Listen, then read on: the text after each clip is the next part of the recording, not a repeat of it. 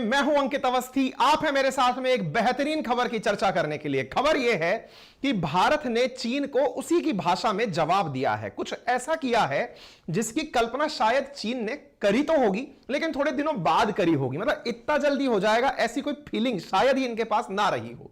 हाल ही में हुआ क्या है, भारत ने चीन को धता बताते हुए जिस समुद्र पर वो सोचता है कि उसकी दादागिरी है, उसमें ले जाकर अपनी सबमरीन जाकर डॉक कर दी है कि ये लीजिए, हमारा लड़ाकू विमान, हमारी लड़ाकू पनडुब्बी जो है वो आपके सामने आकर खड़ा हो गया है।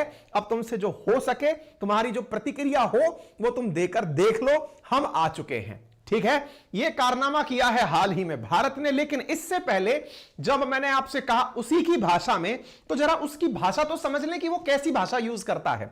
चलिए मैं आपको कुछ खबरें दिखाता हूं जिससे आप इस बात को रिलेट कर पाएंगे कि मैं बोल क्या रहा हूं। यह आपके सामने एक न्यूज की कटिंग है जो पहले 2016 की है। चीन हमारे साथ में हमेशा ना कुछ इस प्रकार का खेला खेलता रहा है कि वो साइकोलॉजिकल प्रेशर क्रिएट किया है हर बार। जैसे इंडिया के पड़ोस के मुल्क, चाहे बांग्लादेश, श्रीलंका, पाकिस्तान या फिर मॉरिशस, मालदीव, इन सब के अंदर ले जाकर अपने वेपन्स से लदी हुई जहाजों को ले जाकर खड़ा कर देता था, जिससे इंडिया को यह लगे कि ये लोग यहां तक आ सकते हैं तो मुझ तक भी आ ही जाएंगे। कुछ ऐसा ही देखिए न्यूज है। पहली बार चाइनीज नेवी फ्रिगेट डॉक इन बांग्लादेश इन 2016, यानी इनका एक लड़ाकू जहाज जो पानी का युद्धपोत है, यह बांग्लादेश के बंदरगाह पर आकर खड़ा हुआ। आप सोचिए, बिल्कुल अपने पश्चिम बंगाल के नजदीक आकर के फ्रिगेट आकर खड़ा हो जाए, ये कितनी बड़ी और चिंता की बात है। अच्छा, अब ये चिंता की बात 2016 से हमें दे रहा था, कोई बात नहीं, इंडिया इंतजार कर रहा था।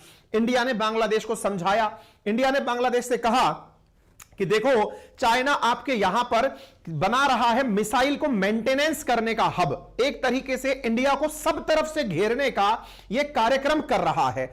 ऐसी स्थिति में इंडिया ने अपने द्वारा बांग्लादेश को तो समझाया ही, दुनिया को भी बताया कि हम अपनी तरीके कैसे आजमाने जानते हैं। आपने एक खबर और भी थोड़े दिन पहले पढ़ी होगी। यह खबर है 16 अगस्त 2022 की। चाइना ने अपना एक स्पाई शिप जहाज, जो कि मतलब गुप्त जानकारी लेने के लिए आया था, उसको भी इन्होंने श्रीलंका के पोर्ट पर ले जाके खड़ा कर दिया था। यह वहां बैठ करके इंडिया की चीजें सुनने लगा हुआ था। युआंग वांग 5 करके था, अगर आपको याद हो। ऐसी स्थिति में इंडिया को यह लग गया कि पड़ोसी मुल्कों में, चाहे बांग्लादेश हो, चाहे श्रीलंका हो या फिर पाकिस्तान हो, ये वहां ले जाकर के अपनी चीजें डॉक करते हैं और भारत को परेशान करने का कार्य करते हैं। ठीक है, अब हम आपको एक तस्वीर दिखाते हैं, जो तस्वीर निश्चित ही आपको गौरवान्वित करेगी। तस्वीर क्या है साथियों, यहां पर TNI एंग कार्टन लॉट करके आपको एक न्यूज दिख रही है, जिसमें आप देख रहे हैं एक न्यूज जिसमें दिखाई दे रहा है कि भारत का INS सिंधु दुर्ग जो है, सिंधु केसरी जो सबमरीन है, ये इंडोनेशिया पहुंचती है और इंडोनेशिया में प्रेजेंट इंडोनेशिया की नेवी हमारी सबमरीन का गाजे बाजे के साथ स्वागत करती है। ये जो आप ट्वीट देख रहे हैं, ये ट्वीट इंडोनेशिया की नेवी की तरफ से है और इसमें इस बात का गजब ही वेलकम किया गया है कि भारत की सबमरीन पनडुब्बी चीन के दक्षिण में साउथ चाइना सी में जाकर खड़ी हो जाती है और यह अपने आप में चीन के लिए आंखों में आंखें डालने जैसा है। जी हां साथियों, खबर बनती है INS सबमरीन, हमारी Indian submarine INS Sindhu Kesari dock in Indonesia amid South China Sea tension. जी हां साथियों, भारत ने इंडोनेशिया के साथ में हाल ही के दिनों में एक एग्रीमेंट किया था, जिसमें यह कहा था कि आपके समुद्र में हम अपनी सबमरीन्स को लाएंगे और उसी क्रम में हमने यह कारनामा करके दिखा दिया है। In a first India navy submarine dock in Indonesia. खबर सब तरफ है। उम्मीद है आप सभी साथियों को इस खबर का महत्व समझ में आएगा, लेकिन उससे पहले कौन गया, कहां गया और कहां गया, कैसे गया, यह सारी जानकारी आपको आज के सेशन में मिल जाए तो बेहतर है। ये रही हमारी सिंधु केसरी। सिंधु केसरी वो पनडुब्बी जो पानी के नीचे चलकर, सबमरीन्स जो होती हैं वो जल के नीचे चलती हैं, युद्ध के हिसाब से काम में ली जाती हैं, गुपचुप यात्राएं करती हैं। इनकी यात्राओं को खास इसीलिए माना जाता है कि कोई इनकी यात्राओं को ट्रैक ना कर पाए, सोनार से इन्हें पकड़ ना पाए। आइए साथियों, फिलहाल जो ये खबर है ये परीक्षा के पॉइंट ऑफ व्यू से कैसे मायने रखती है, तो आप यहां पर देख सकते हैं सीडीएस के अंदर जो कंबाइंड डिफेंस सर्विसेज होती हैं, जिनसे आप लेफ्टिनेंट मेजर कर्नल बनते हैं, उसके पेपर के अंदर वर्ष 2019 में साउथ चाइना सी, जिसे आज हम डिस्कस कर रहे हैं, इस पर सवाल पूछा जा चुका है। भविष्य में भी पूछा जाएगा ऐसा हमें लगता है।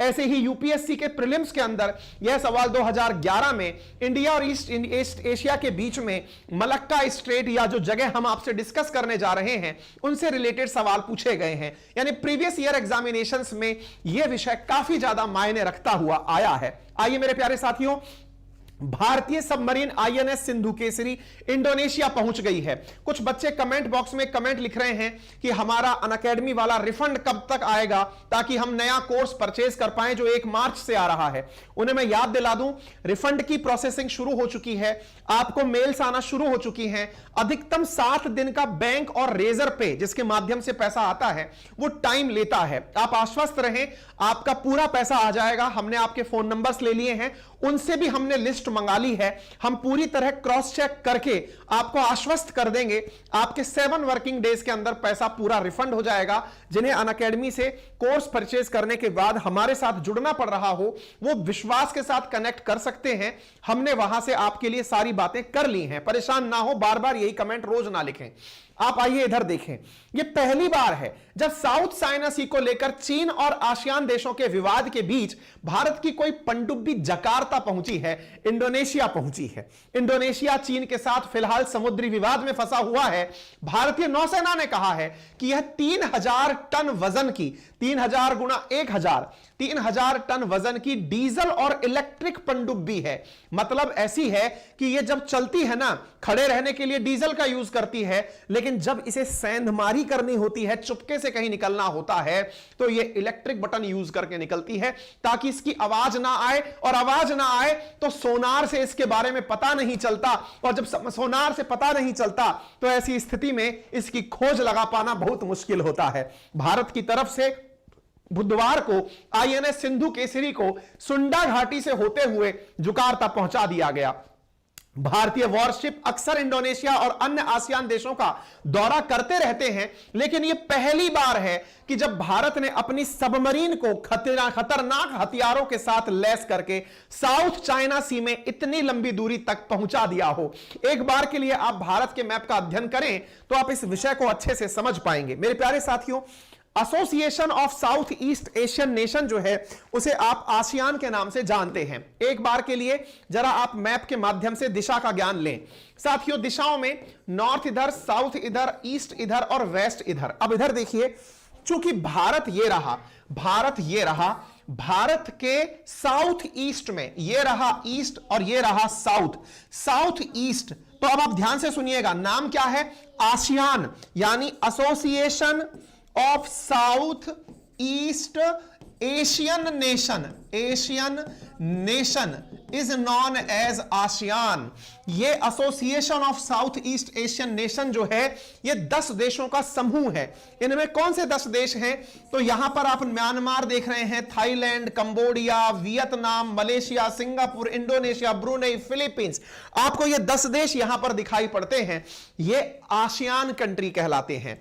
भारत इन आसियान के बारे में क्या सोचता है, क्या करता है, ये भारत की सामान्यतया लुक ईस्ट पॉलिसी के नाम से जाना जाता है। ये जो मैप पर मैंने अभी आपको आसियान बताया, ये जो हम आपका 1 तारीख से कोर्स लेकर आ रहे हैं, उसमें मैपिंग के दौरान आपको फिर से बताया जाएगा, क्योंकि उस क्लास में आपको इस बार मैं कॉम्प्लीमेंट्री वर्ल्ड ज्योग्राफी के साथ साथ मैपिंग की क्लासेस भी दे रहा हूं। भविष्य में मैं मैपिंग की क्लास को बिल्कुल सेपरेट ही लेकर आऊंगा, लेकिन इस बार जो वर्ल्ड ज्योग्राफी शुरू हो रहा है 1 मार्च से, वहां पर मैपिंग और कंसेप्ट बिल्डिंग सेम क्लास में आपके लिए कराया जा रहा है। अब इधर देखें, साउथ चाइना सी की क्या कहानी है। यह रहा चाइना। अब चाइना आसियान कंट्री नहीं है। अब होता क्या है, आसियान कंट्रीज के बीचों बीच का जो पानी है, ये वाला जो पानी भरा हुआ है, इसे चूंकि चाइना के दक्षिण में है, इसीलिए इसे साउथ चाइना सी के नाम से जाना जाता है। किस नाम से जाना जाता है? साउथ चाइना सी के नाम से जाना जाता है, जो चाइना के दक्षिण में है। अब ये चाइना के दक्षिण वाला जो पानी है, इस पानी के अंदर इस प्रकार से 9 डैश लाइन की कल्पना चीन करता है। चीन ये मानता है कि इस पानी में मेरे पूर्वजों ने कभी भेड़ बकरियां तैराई थी, इस वजह से वो इस पानी को अपना मानता है और परिभाषा देता है 9 डैश लाइन की। ये 9 डैश लाइन बढ़ते बढ़ते इंडोनेशिया के नजदीक तक पहुंच जाती है, जिसकी वजह से इंडोनेशिया को आपत्ति होती है। ये जितने भी देश हैं, चाहे ब्रुनेई हो, चाहे फिलीपींस हो, चाहे वियतनाम हो, चाहे मलेशिया हो, इन्हें चीन के इसी क्लेम से बहुत दिक्कत है। उनका मानना है कि चीन उनके साथ धोखा कर रहा है, साउथ चाइना सी के अंदर जबरन अपना कब्जा स्थापित कर रहा है। इसी कब्जे के चलते इस पानी को लेकर अक्सर इन देशों का चीन के साथ विवाद बना रहता है, और इसी विवाद को काउंटर करने के लिए यहां पर ये जो देश आपको फिलीपींस दिखाई दे रहा है, इसने अपनी नौसेना के लिए दुनिया की सबसे तेज चलने वाली ब्रह्मोस मिसाइल भारत से खरीद ली है। और मेरे प्यारे साथियों, हाल ही में 5 दिन पहले अपनी नौसेना के 20 जवानों को भारतीय नौसेना से ट्रेनिंग भी दिलवा कर ले गया है। ऐसी स्थिति में यहां पर पूरी तरह से ब्रह्मोस पहुंच चुकी है इनकी नौसेना के पास, यानी इंडिया अब पूरी तरह से यहां पर ऐसी स्थिति के अंदर इस पूरे पानी में अपनी पकड़ बनाए रखने के लिए ये जो फिलीपींस आपको दिख रहा है, यहां ब्रह्मोस भेज चुका है। ये जो इंडोनेशिया आप देख रहे हैं, यहां पर मेरे प्यारे साथियों अपनी सबमरीन भेज चुका है, यह दर्शाने के लिए कि साउथ चाइना सी में अगर कोई भ्रम हो तो ऐसा मुगालता मत पालना, क्योंकि दुनिया की सबसे तेज मिसाइल इंडिया फिलीपींस को दे चुका है और उसे लगाकर इंडोनेशिया पर सबमरीन भेज चुका है। यह गजब का इंसिडेंट चल रहा है। इसी इंसिडेंट को आप यहां पर देखने के लिए एक चीज और समझें। सर, रूट कौन सा लिया था इन्होंने जाने के लिए? क्योंकि यह एक बहुत बड़ा सवाल है कि इंडिया यहां पर पहुंचा तो सही, लेकिन रूट कौन सा लिया था। आइए मैं अब आपको बताता हूं हमने रूट कौन सा लिया था। देखिए, यहां पहुंचने का तरीका क्या था हमारे पास। ये जो आपको ये हमारा बंगाल की खाड़ी दिखाई दे रही है, ये आपको अंडमान निकोबार आइलैंड दिखाई दे रहे हैं। यहां से होते हुए स्ट्रेट ऑफ मलक्का नाम से जगह है। ये स्ट्रेट ऑफ मलक्का से होते हुए साउथ चाइना सी की एंट्री दुनिया के अक्सर देश करते हैं, लेकिन भारत ने यहां पर एक अलग रूट अपनाया। कौन सा रूट अपनाया? इंडोनेशिया के दक्षिण में एक और स्ट्रेट है जिसका नाम है सुंडा स्ट्रेट। इंडिया ने तरीका क्या अपनाया कि वो मलेशिया से होते हुए ये वाला मलक्का स्ट्रेट अपनाने की जगह इंडोनेशिया जो है, उस इंडोनेशिया के अपने जो भूभाग हैं उनके बीच में एक रास्ता और है जिसे हम सुंडा स्ट्रेट के नाम से जानते हैं, उससे होकर के साउथ चाइना सी में अपनी सबमरीन को पहुंचा दिया है। सबमरीन पहुंचाने के लिए इसने जो तरीका अपनाया है, यह मैंने आप लोगों को यहां पर मैप से दिखाने का प्रयास किया है। साथियों, ब्राइटनेस जैसे ही कम करता हूं, अब इसमें लहरें चलने लगती हैं, इस वजह से ब्राइटनेस बढ़ा के रखनी पड़ती है। ठीक है, तो फिलहाल के लिए आप सुंडा स्ट्रेट देख लें। इसकी वजह से यहां पर कारनामा किया गया है। यह जावा सी है, इधर की तरफ लॉम्बार्ड स्ट्रेट है। दुनिया की जितनी भी स्ट्रेट है जो अपना 1 तारीख से कोर्स आ रहा है, उसमें सारी स्ट्रेट्स को एक ही क्लास में बिठाकर रटा दिया जाएगा। मैं वादा करता हूं आपके 1 महीने की वर्ल्ड ज्योग्राफी पढ़ने के बाद जो आपके एक्सपीरियंस होंगे वो 7वें आसमान पर होंगे। फीस पूरे 6 महीने की 1999 है, वैलिडिटी पूरी 1 साल है, लेकिन मैं 1 महीने में इतना कंटेंट आप लोगों को दे दूंगा कि उसकी वजह से आपको यह लगने लगेगा कि हमने 1 महीने में ही इतना ज्ञान ले लिया है जिसको पचाने के लिए 6 महीना चाहिए। चिंता मत करिए, दुनिया की सारी स्ट्रेट आपकी उंगलियों पर होंगी। यह सुंडा स्ट्रेट है जहां से होकर के हमने आप लोगों को पहुंचाया है। वेलकम देखिए इंडियन नेवी सबमरीन का, जिसका नाम है सिंधु केसरी का। जब ये इंडोनेशिया के जकार्ता पहुंचता है तो यहां पर बजाय ढोल नगाड़े बजाकर स्वागत किया जाता है। 24 फरवरी की यह तस्वीरें आप देख रहे हैं। इसका मतलब यह है बॉस कि इंडिया ने अपनी जो ग्लोबल पहचान है वो बहुत अच्छे से बनाकर दिखा दी है। उम्मीद है कि आप लोग इस बात को अच्छे से समझ पाएं। क्लियर? चलिए मैं आगे आपको लेकर चलता हूं, आपको कुछ खबरें और दिखाता हूं जिससे कि आप चीजें समझने लगे। Indian submarine was in Indonesia. 22 से लेकर 24 तारीख तक हम यहां थे। यह खबर दिखाई। साउथ चाइना सी पार करना हमारे लिए बहुत मायने रखता था। यह रहा साउथ चाइना सी का मैप, जिसमें Indonesia, Malaysia, Brunei, Philippines, Vietnam सब इससे ज्यादा दिक्कत रखते हैं। अब आप पूछेंगे अब तक पहली बार क्यों पहुंची है, इससे पहले क्यों नहीं पहुंच पा रही थी? इसका मतलब यह है सर, पहली बार यह घटना हुई है। आज से पहले क्या था मैं आपको बताता हूं। असल में भारत के प्रधानमंत्री और इंडोनेशिया के जोको विडोडो के बीच में वर्ष 2018 में एक एग्रीमेंट किया गया था। क्या एग्रीमेंट किया गया था? कि हम दोनों एक दूसरे के साथ मैरीटाइम सिक्योरिटी यानी समुद्री सुरक्षा पर काम करेंगे। और जब समुद्री सुरक्षा पर काम करेंगे तो उस काम को करने के लिए इन दोनों ने मिलकर के एग्रीमेंट किया। और जोको विडोडो जो हैं, उन्होंने यहां पर इंडोनेशिया के साथ मिलकर के यह निश्चय किया कि हम आपकी सुरक्षा के लिए अपनी नेवी को भेजेंगे। और हमने वही किया। ऐसा करके हमने चीन की ना केवल दादागिरी पर रोक लगाई है, बल्कि और जो आसियान देश हैं उनमें भी विश्वास जताया है कि आप तो बस हमारा साथ दे दो, इंडिया आपको चैलेंज देने के लिए साथ में आएगा। यही है साथियों कि अब ताइवान, मलेशिया, फिलीपींस, वियतनाम को भी इंडिया से लेकर पनडुब्बी की गरज जगने लगेगी। उन्हें लगेगा कि अब कुछ भी हो, यह जो चाइना इतना बड़ा एरिया अपना क्लेम करता है, इस क्लेम एरिया पर अगर कोई हमारा साथ देने के लिए खड़ा हो जाए, ये 10 देश हैं, इधर से भारत साथ हो जाए, तो चीन फिर मुकाबला नहीं कर पाएगा। और ऐसा अगर होता है तो निश्चित ही एक बहुत बड़ी चीज बनेगी। अब आपके दिमाग में सवाल आएगा, चाइना का क्लेम कैसे चाइना डिसाइड करता है? चाइना कहता है वंस अपॉन ए टाइम जब हमारे यहां पर शासन राजा महाराजाओं का हुआ करता था, तो वो राजा महाराजा इस पूरे क्षेत्र को उसने 9 लाइनों में बांट दिया। 1 2 3 4 5 6 7 8 9, ये 9 डैश लाइन। बोले इन 9 लाइनों के अंदर जो भी पानी था वो हमारे राजा महाराजाओं के समय मछली पकड़ने के काम आता था। अब ऐसी स्थिति में इसके भीतर जितने भी आइलैंड हैं, अब वो चाइना कहता है कि वो मेरे हैं। असल मायने में पता है चक्कर क्या है? मछली तो मात्र एक बहाना है। असल बहाना तो इस क्षेत्र के अंदर तेल और गैस के भंडार हैं। असल मायने में साथियों, ये जो आपको यहां पर रीफ्स दिखाई दे रही हैं, शैलो वाटर दिखाई दे रहा है, यहां पर बहुत सी जगह पर चीन के द्वारा अपने द्वारा कृत्रिम आइलैंड बनाए गए हैं। और उन कृत्रिम आइलैंड्स पर वो नेवल बेस बना रहा है, क्योंकि इन पानी के रीफ्स में वो अपने द्वारा ड्रिल करके तेल और गैस निकालने की योजना बना रहा है। अब साथियों, मैं आपको एक मैप के अंदर जानकारी दिखाता हूं। ये जो आपको इंडोनेशिया दिखाई दे रहा है, इस इंडोनेशिया के ऊपर की तरफ यहां पर एक आइलैंड है। इस आइलैंड का नाम नाटूना आइलैंड है। नाटूना, नाटूना मतलब मना ना करे जो। नाटूना जो आइलैंड है, उस आइलैंड के आसपास का जो पानी है वो टेक्निकली इंडोनेशिया का हुआ। चाइना कहता है कि नाटूना आइलैंड के आसपास का पानी आपका नहीं होगा। क्यों नहीं होगा? बोले वो साउथ चाइना सी का हिस्सा है। ऐसी स्थिति में इंडोनेशिया का नाटूना आइलैंड के जो ऊपर वाला पानी है, जिसे इंडोनेशिया नॉर्थ नाटूना सी के नाम से जानता है। किस नाम से जानता है? नॉर्थ नाटूना सी के नाम से जानता है।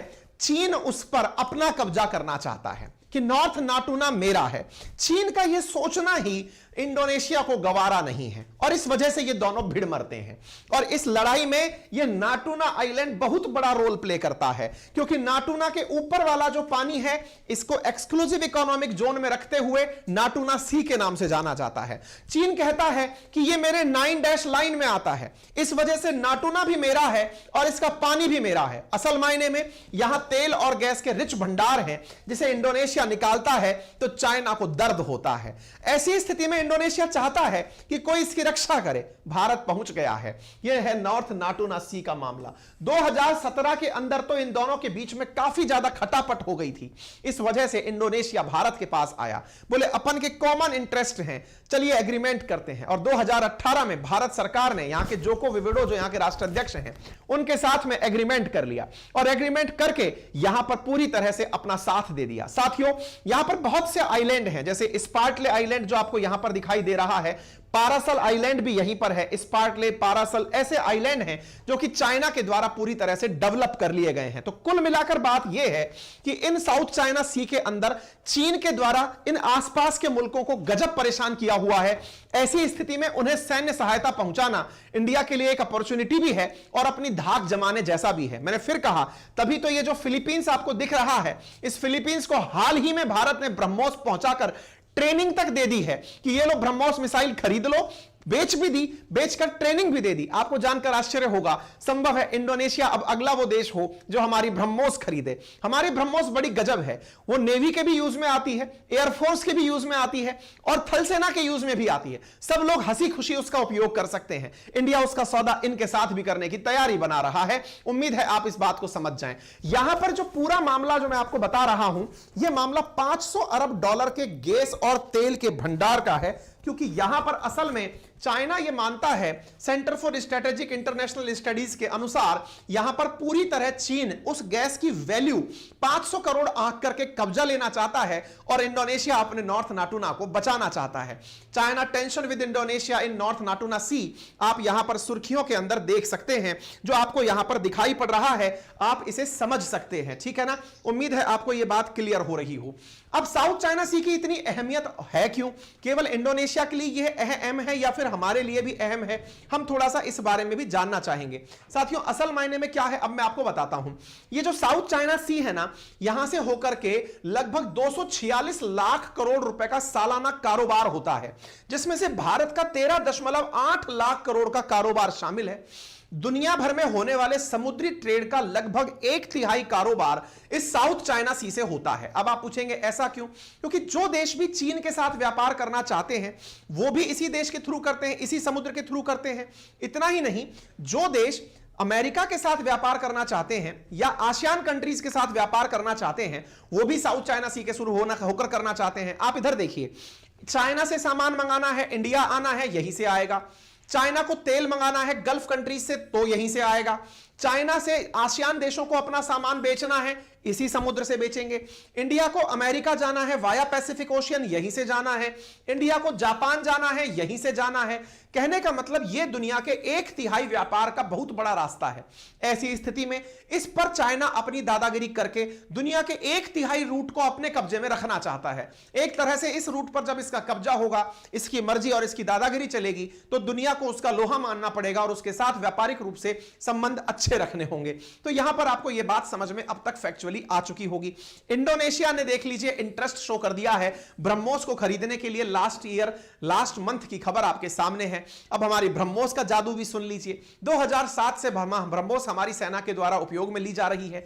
इंडिया ऑलरेडी इसके ऑर्डर लोगों को दे चुका है, लोग इसको खरीदने में अपनी इच्छा व्यक्त कर रहे हैं। फिलीपींस के नेवी पर्सनल्स जो हैं, ये फरवरी 20 की खबर है, 20 फरवरी को यानी आज से 5 दिन पहले बकायदा ब्रह्मोस चलाने की ट्रेनिंग लेकर के जा चुके हैं। यहां पर आपको ये फिलीपींस के सिपाही दिखाई दे रहे होंगे जो कि ट्रेनिंग का सर्टिफिकेट ले रहे हैं, लेकिन इनकी आंखें छुपा रखी हैं ताकि इनकी पहचान को कोई खतरा ना हो, क्योंकि 20 नेवी के पर्सन ऐसे हैं जिन्हें बाकायदा फिलीपींस ने हमारे पास भेजा ब्रह्मोस चलाने की ट्रेनिंग के लिए। हमने सर्टिफिकेट देकर ट्रेनिंग देकर भेज दिया है कि बढ़िया से चलाओ और उनकी नाक में दम कर दो। उम्मीद है आप सभी साथियों को आज का यह सेशन पसंद आया होगा, और अगर पसंद आया होगा तो आप सबसे एक छोटी सी गुजारिश जो करने का मेरा राइटफुली राइट है, और वो ये कि सेशन के राइट हैंड कॉर्नर में नीचे की तरफ एक सब्सक्राइब का बटन दिया हुआ है, जिसको दबाने का कोई चार्ज नहीं लगता।